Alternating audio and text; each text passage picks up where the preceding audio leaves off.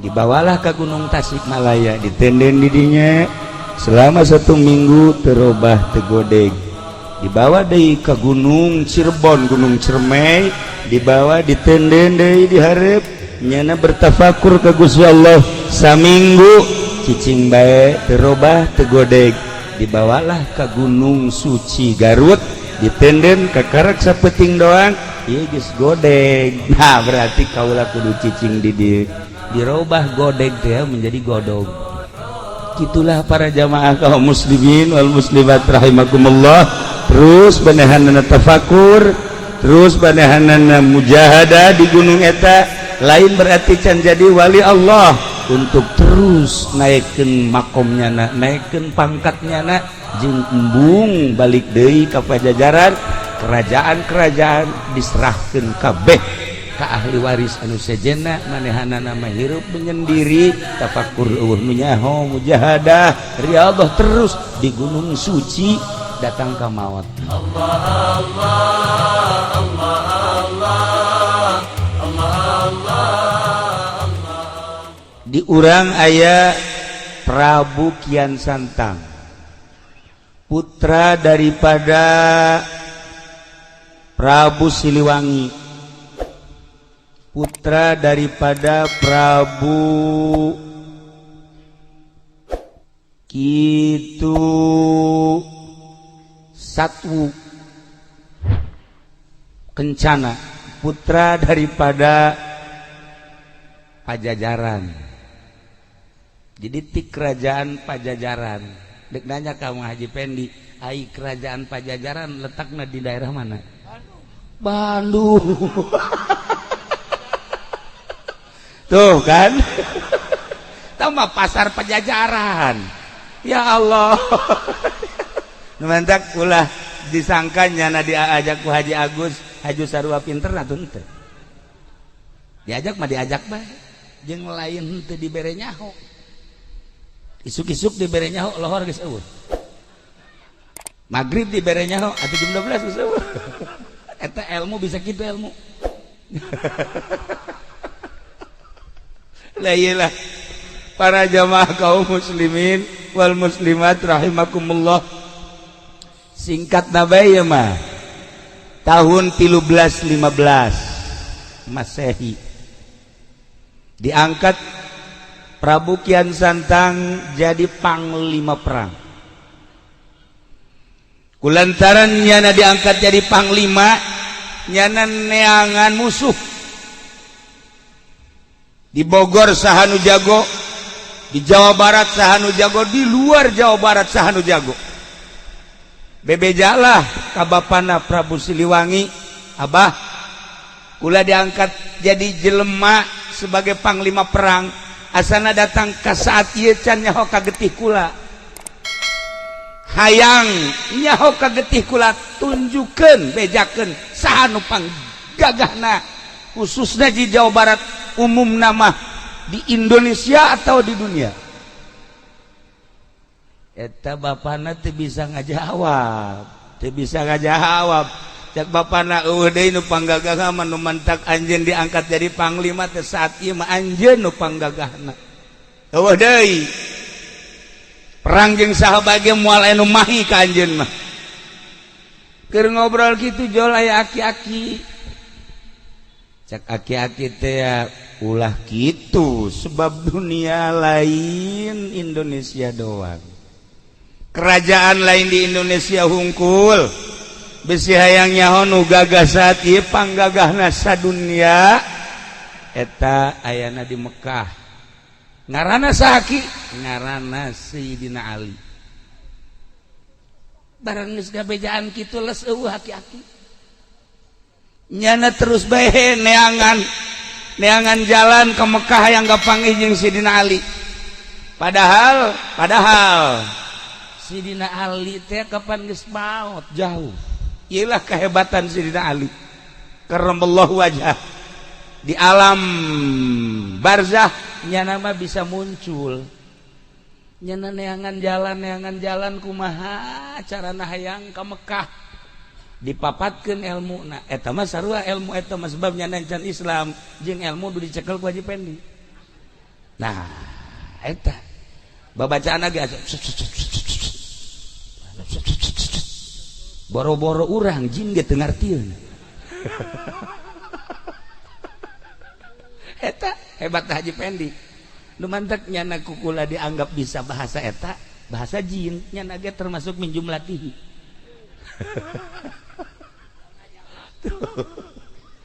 Akhirnya dibaca babacaan eta langsung sehiber datanglah kajidah. Begitu datang kajidah luak-liuk tanyain eueuh. Begitu tanyain eueuh ka saha ieu sinanya katinggali di kajauhan aya aki-aki diudag ku nyana barang diudag beneran kapanggih jeung aki-aki eta ditanya mirip-mirip jeung anu harita aya di kerajaan. Aki-aki teh asa siga kieu lah lamun ku urang di deuleu meureun siga si eta bae aki-aki teh ngana itu mah gagah ieu mah wallahu alam. Tah barang nanya aki ari ieu nagara naon Jidah Jidah ke Mekah deket ke cak aki emang aya naon kulah yang kapanggih jeung ngaran Sidina Ali bedana pangjagona bener cek nya bisa mun hayang kapanggih lain bisa deui hayu dianter. Nah lamun aki daek dianter kula bunga luar biasa ya anter hayu dianter lempang sekitar 50 meter cek si aki aduh hampura jang tungked aki tadi tuh diurut ngobrol urang tinggalin coba pang mawahkeun ka dieu pang mawahkeun cepet lompat langsung aya tungkedna di dinya cabut dicabut teas sakali teas dua kali teas tilu kali teas keneh bae sia tungked aya-aya bae ngahesekeun ka aing dipapatkeun ku nyana bahasa cuas-cuasna nu tadi teh begitu dipapatkeun diangkat Masya Allah lain kaluhur beuki ka handap sakali deui angkat make papat anu luar biasa beuki ka handap katilu kali dinyakeun kaluar getih sabulu-bulu didinya nyana ngahulang si aki datang deui jang aya tungkedna aya atuh lain diangkat beuki horeng ieu mah tungked meureun jadi ka jero. Teu bisa kaangkat ya baki. Teu bisa kaangkat. Coba ku aki Bismillahirrahmanirrahim. Diangkat jababari. Masya Allah. Cekian santang. Babacaanna kok aneh. Babacaanna kok aneh. Cek aki-aki ente boga kesulitan naon bae, boga kesulitan naon bae. Bacaan Bismillahirrahmanirrahim. Lawang hese dibukana sok bacaan Bismillahirrahmanirrahim. Mantap Haji Pendi pernah harita lawang na dikunci maca bismillah ngencengan.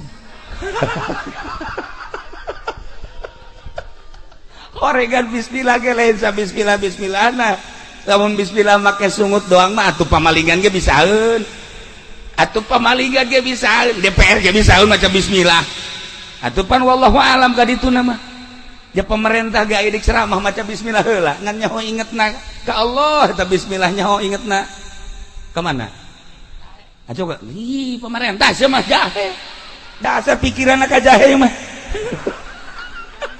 Waduh, dasar pamajikan keur maot geus maot inget ka dinya bae nya. Berarti bener ya mah ya. Tadi di mobil ge cenah kira-kira di Cikarang aya tuh aya mah aya sanu daekeun. Ya Allah ya Rabb. Nah bacaan bismillah akhirnya nanyakeun manehna ki baca bismillah eta aya syarat henteu lamun hayang manjur aya syaratna kumaha syaratna kudu maca 2 kalimat syahadat. Nah engke bae heula kita mah urusan maca 2 kalimat syahadat penting kula kapanggih heula jeung Sidina Ali hayu hayu kapanggih jeung Sidina Ali mah hayu diajak ku si aki lempang di jalan aya nu nanya cek nu nanya teh Tuan Ali bunyi di mana kagetnya ti anu lempang deui kayak dia nanya Sina Ali di mana mun bahasa urang nya bahasa Arab itu anu beki pertanyaan bae dina hatena asal ieu Sina Ali asal ieu cagian 3 kali jelema nya sasalaman nya nanya nya pelukan akhirnya nya nanya ka ieu kanu katilu mun cek urang mah ari ieu emang saha masih ieu lah Sina Ali masyaallah caknya atuh langsung ditangkep atuh lain bebe jati tadi ngisin-ngisin kula bae paingan eta tungkeun ku kula diangkat teu bisa aju ku anjeun mah bisa nah kuari geus kajahoan bahwa kula Sidina Ali ente kan di Indonesia teh neuk neangan jago neuk hayang tarung henteu boro-boro tarung jeung jelema ngangkat tungkeun geus teu kuat tah jelema arif wali Allah kekasih Allah teu kudu gelut dek dakwah teh ngarupa bae henteu kudu wah saudara atuh ieu mah ieu jadi pendi mun dakwah lain ngalobaan Islam lain ngalobaan lain ngayakin lain yakin ngalobaan lain bahkan anak nage arindit ayelah akibat lalagaan dakwah nu asli seperti tadi bil ahwal bil af'al karak bil aqwal Masya Allah karim kos gitulah akhirnya dipeluk sangat jadi peluk kula menta jampe nu tadi cek Sayyidina Ali bisa dibikin jampe nu tadi asal maca 2 kalimat syahadat ayeuna kaula dek baca 2 kalimat syahadat sok dibaca asyhadu an la ilaha illallah asyhadu anna Muhammadar Rasulullah beres langsung berangkat ke Indonesia hibar teu bisa lantaran babacaan anak nu tadi makan babacaan Hindu kuari makan geus Islam kunyana dibaca babacaan nu tadi teu manjur akhirnya maca bismillahirrahmanirrahim rada hampang tapi can bisa hibar rada hampang coba Bang Haji bismillah coba kikituan coba baca sekali baca 2 kali 3 kali dibere cara ku Sidina Ali hei anjeun teh ayeuna geus Islam deuk hiber ka Indonesia moal bisa make bahasa jeung wirid anu sok dipake ku anjeun bacalah bismillah jeung bacalah ieu wali bejakeun anu ieu nama bismillah na baca 9 kali ulah napas tambahan baca ieu perem sok berangkat dibaca sesuai jeung perintah Sidina Ali set datanglah ke Bogor tidinya menghadap ke bapakna bebeja bahwa kaula selama ieu teh aya nang tangan Sidina Ali nu gagah teh ternyata lain sembarangan horeng gagah teh gagah zahiran wa batinan kula geus asup Islam bendulah Prabu Siliwangi akhirna indit Prabu Siliwangi geus indit tetep bae anjeunna kan diangkat jadi panglima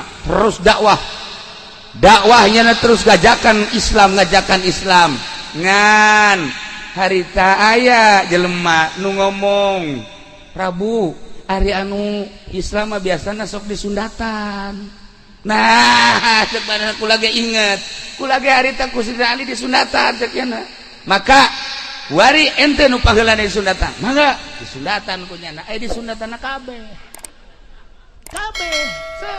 henteu disesakeun jang pamajikanana jeung tunggul-tunggulna bea kabeh didinya lah langsung ngagoler bae lah atuh kabeh bea maka pas di daerah anu di sundatan paeh teh eta teh lemburna ngaranna Islam Salam Islam Salam nah atawa Islam Nunggal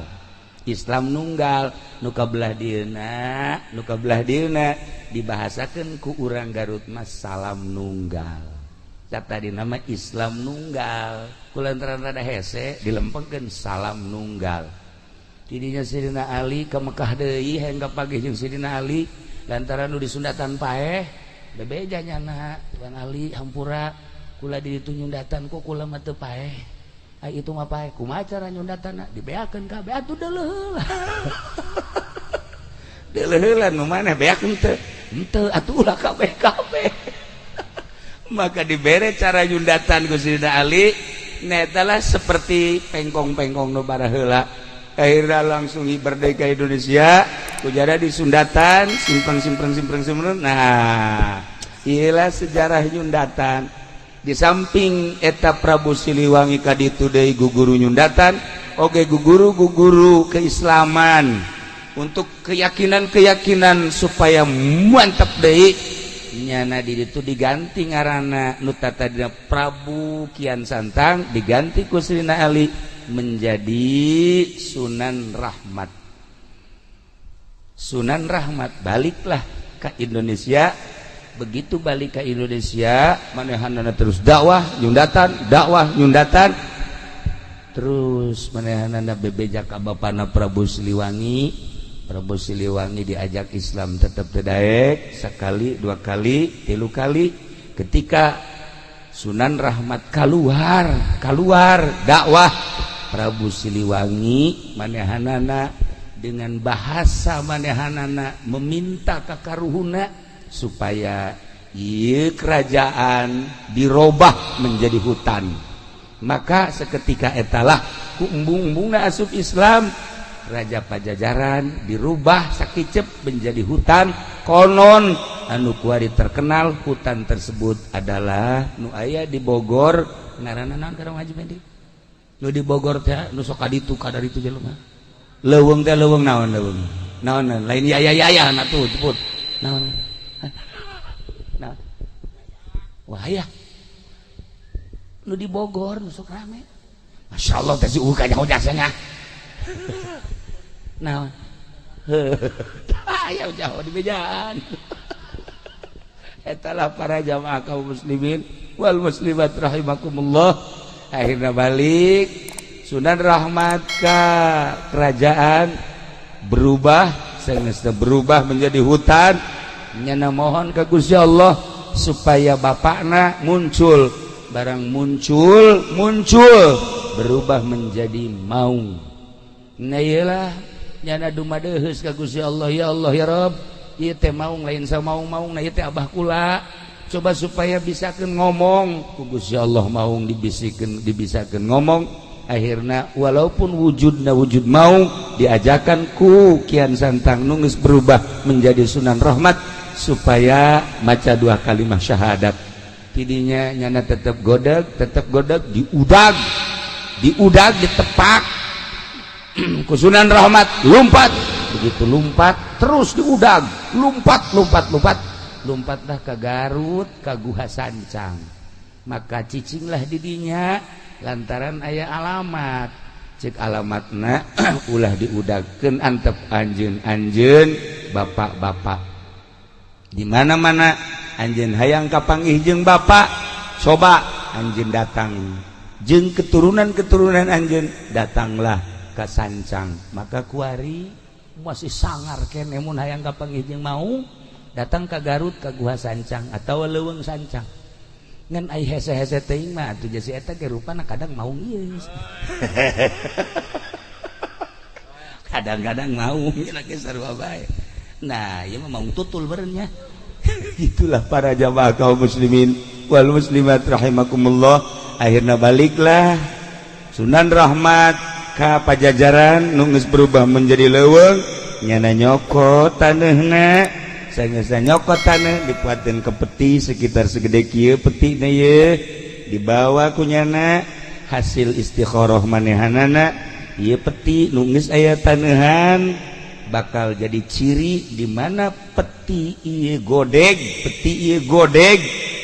teh oyag-oyagan robah berarti kula cicing didinya tafakur sampai maut dibawalah ke Gunung Tasikmalaya ditenden didinya selama 1 minggu terobah tegodeg dibawa deui ke Gunung Cirebon Gunung Ciremai dibawa ditenden deui di hareup nyana bertafakur ka Gusti Allah saminggu cicing bae terobah tegodeg dibawalah ke Gunung Suci Garut ditenden kakarak sapeting doang ieu geus godeg nah berarti kaula kudu cicing di dirobah godeg teh menjadi godog Itulah para jamaah kaum muslimin wal muslimat rahimakumullah.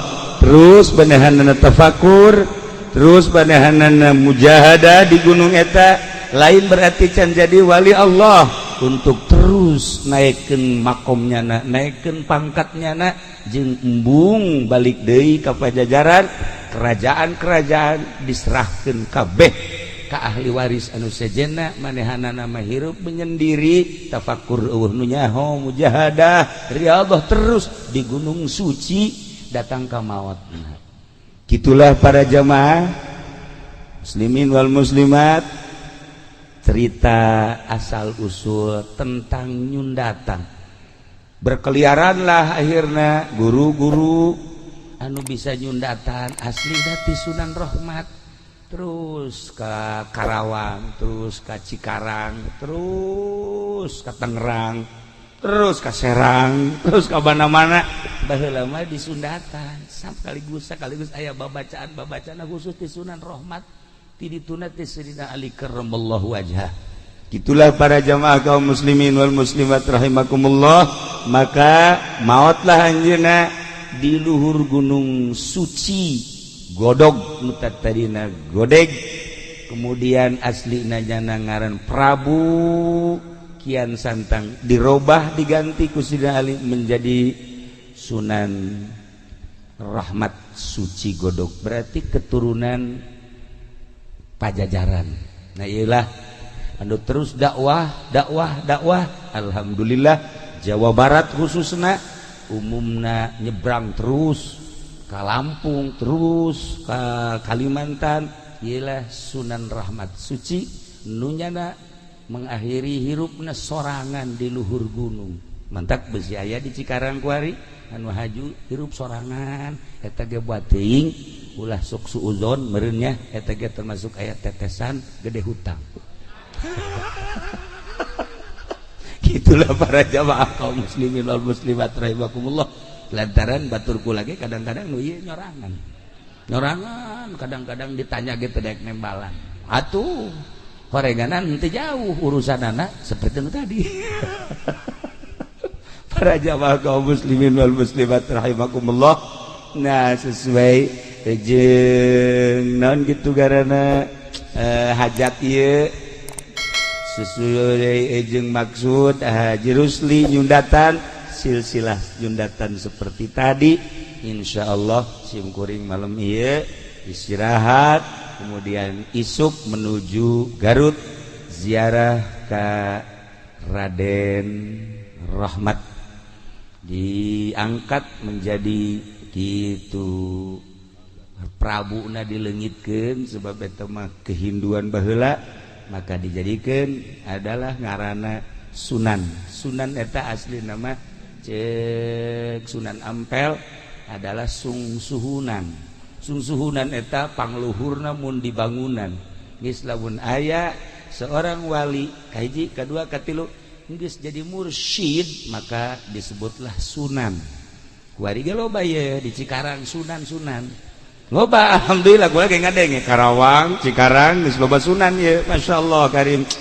Alhamdulillahirabbil alamin. Eta mah kudu hubunganana jeung nu gendut eta di dieu sakara Sanen. Sunan Sanen. Sebab nyana di ditu aya kali jodoh.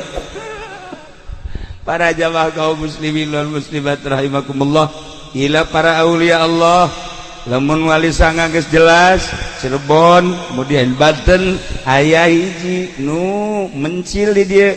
Ieu adalah Sunan kitu Raden Rahmat anu nyana diangkat jadi panglima 13-15, kemudian 1350 manehanana naik ke gunung. Lamun 15-13 datang ke 15-50 seberapa tahun eta? Berapa tahun? 77 tahun nyana naik ke gunung. 7 tahun di luhur gunung wafat. Insyaallah sekilas di sejarah kewalian aya lamun dicaritakeun kitu guru-guruna kabeh terterang ngaran-ngaran, keluargana terterang ngaran-ngaran. nyana di pajajaran kamayana kalima, kemudian anak-anakna Prabu Siliwangi kabeh tertera dan lain-lain sebagainya. Aya selembaran-selembaran di kitab-kitab anu teu bisa dijual belikeun, ieu mah nyaritakeun sejarah tentang asal usul Nyundata. Besi Bang Haji Pendi hayang disundatan kedua kali insyaallah di dieu besi aya rangda umurna kira-kira 35 tahun bikin Haji Mamin, tapi lamun aya nu 80 ka manehna sakitulah ala kadar tisim kuring. Nah maka terakhir kitu hapunten dina samudaya kalepatan sareng kakira-kira. Wallahul muwaffiq ila aqwamit thoriq. Wassalamualaikum warahmatullahi wabarakatuh. Allahumma salli wa sallim ala sayyidina Muhammadin fil awwalin wal akhirin wa barik wa sallim wa radiyallahu ta'ala an sadatina ashabi sayyidina Rasulillah ajma'in. Ya Allah ya Rabbal alamin, Allahumma arham ummata sayyidina Muhammad, Allahumma ajbur ummata sayyidina Muhammad, Allahumma aslih ummata sayyidina Muhammad, Allahumma farrijan ummati sayyidina Muhammadin sallallahu alaihi wasallam. Allahumma anfa'na bima 'allamtana wa 'allimna ma yanfa'una wa zidna ilman wa yaqinan wa zidna ilman wa yaqinan wa zidna ilman wa yaqinan walhamdulillahi ala kulli hal wa na'udzu billahi min kulli hali ahli an-nar. Allahumma hasil maqasidana bil khair, hasil maqasidana wa muradana bil khair. Allahumma hasil maqasidana wa muradana wa muradal muslimin wa murad sahibil haja bil khair. Rabbana taqabbal minna innaka antas samiul alim wa tub alaina innaka antat tawwabur rahim. Rabbana atina fid dunya hasanah wa fil akhirati hasanah wa qina adzaban nar. Wa shalli wa sallim ala jami'il anbiya'i wal mursalin walhamdulillahi rabbil alamin. Wallahu al muwaffiq ila aqwamit thoriq. Wassalamu alaikum warahmatullahi wabarakatuh. Allah Allah Allah